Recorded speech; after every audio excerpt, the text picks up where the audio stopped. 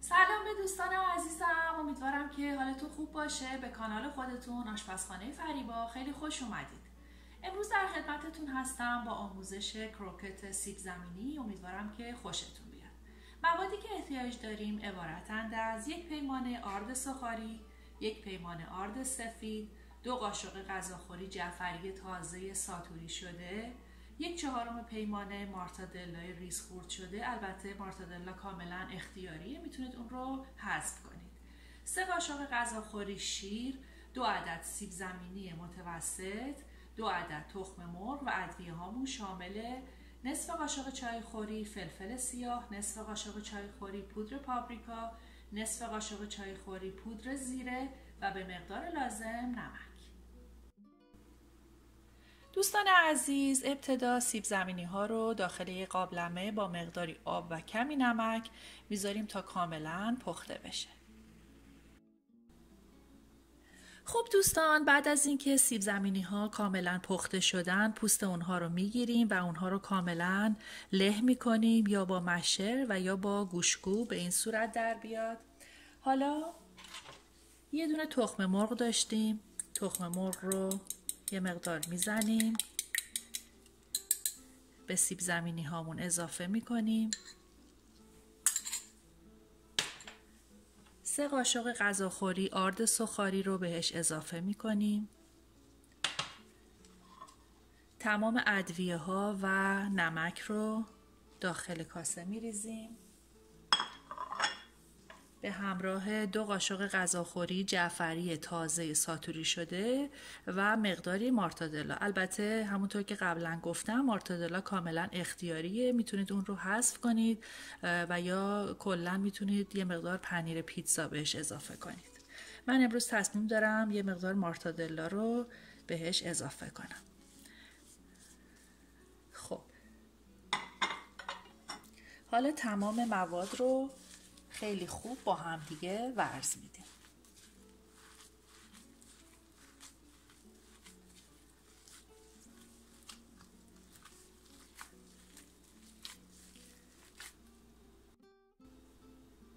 خب بعد از اینکه مخلوط سیب زمینی رو کاملا خوب ورز دادیم، اون رو کنار میگذاریم.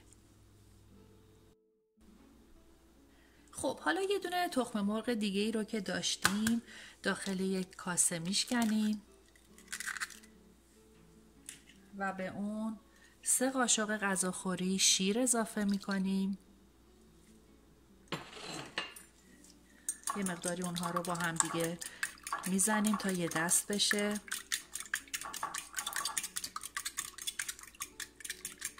خب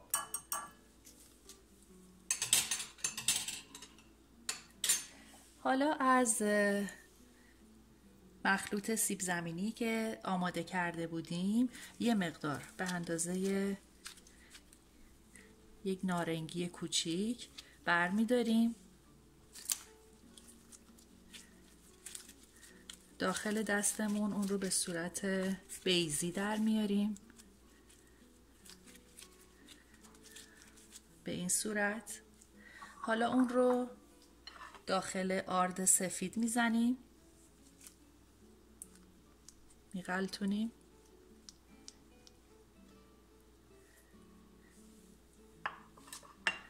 بعد اون رو داخل تخم مرغ و شیر میزنیم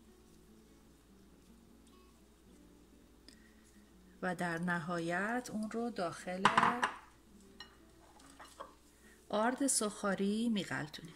من داخل آرد سوخاری یه مقدار سبزیجات خشک معطر اضافه کردم، ریحون خشک، آویشن و یه مقدار هم جعفری خشک. مزه خیلی خوبی میگیره. خب شما میتونید البته آرد سوخاریتون رو ساده استفاده کنید. خب بعد از اینکه داخل آرد سوخاری اون رو غلطوندیم، اون رو داخل یک ظرف کنار میگذاریم. به همین ترتیب تمام سیب زمینی ها رو به این روش آماده میکنیم و کنار میگذاریم.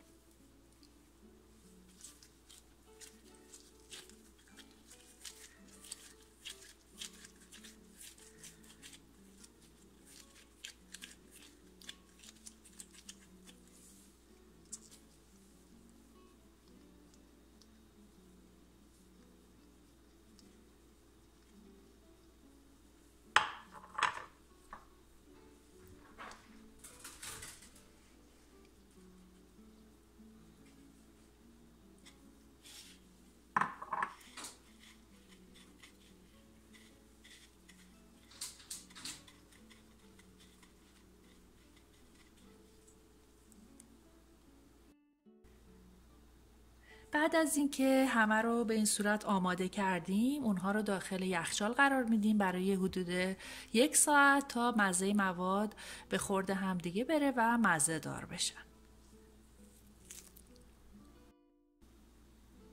خب دوستان عزیزم، حدود 1 ساعت من کروکت ها رو داخل یخچال قرار دادم. حالا موقع سرخ کردنشون میرسه. داخل یه قابلمه مقدار مناسبی روغن میریزیم. مقدار روغن نباید کم باشه، باید حالت شناور داشته باشه توی روغن. خب بعد از اینکه روغن داغ شد، کروکت هامون رو داخل اون سرخ میکنیم.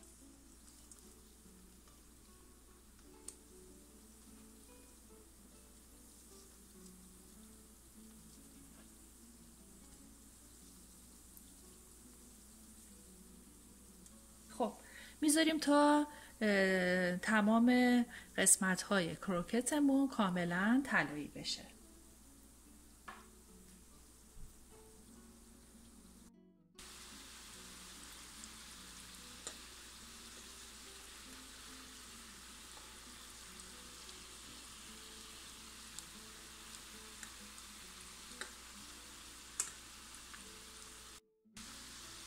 خب بعد از اینکه به این صورت طلایی رنگ شدش، اونها رو داخل یک بشقاب قرار میدیم، روی پیپر تاول میذاریم تا کاملا روغن اضافی اون گرفته بشه.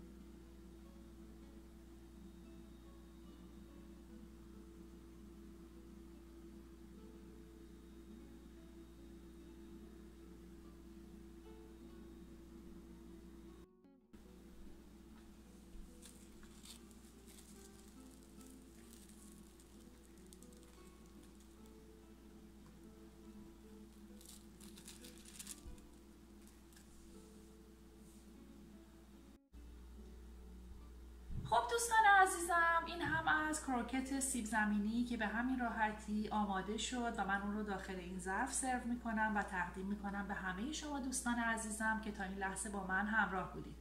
امیدوارم که این غذای خوشمزه رو آماده کنید و در کنار عزیزانتون از خوردنش لذت ببرید.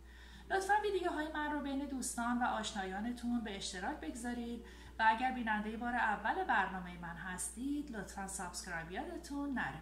خیلی دوستتون دارم. تا یک برنامه دیگه و یک غذای دیگه، خدا نگهدار.